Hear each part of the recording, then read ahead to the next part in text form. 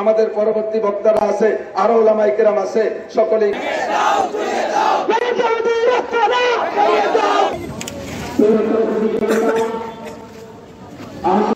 গণপ্রজাতন্ত্রী বাংলাদেশের অন্তর্বর্তীকালীন গোপালগঞ্জের পক্ষ থেকে স্মারকলিপি ছড়িয়েছে।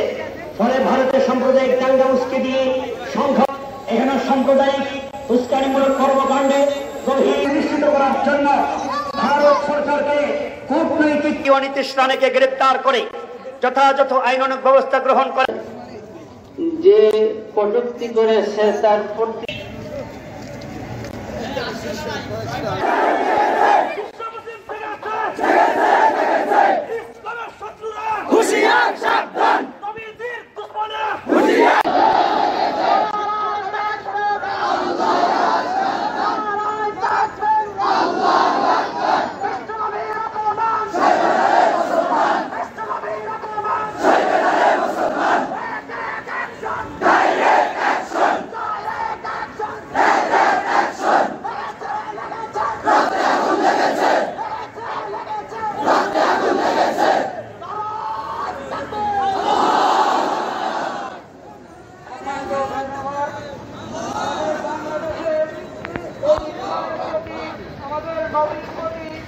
বিশ্বের যে কুলাঙ্গার আছে এরা বারে বারে আমাদের নবীকে আমাদের বোঝার পর থেকে দেখতেছি বারে বারে কিছুদিন পর এই মোদীর সরকার আসার পর থেকে এই বারে বারে আমাদের নবীর উপর ইসলামের উপর খুবভাবে খুব নিন্দা করে এবং যত নির্মিতভাবে এইরকম প্রতিষ্ঠিত করে আসতেছে।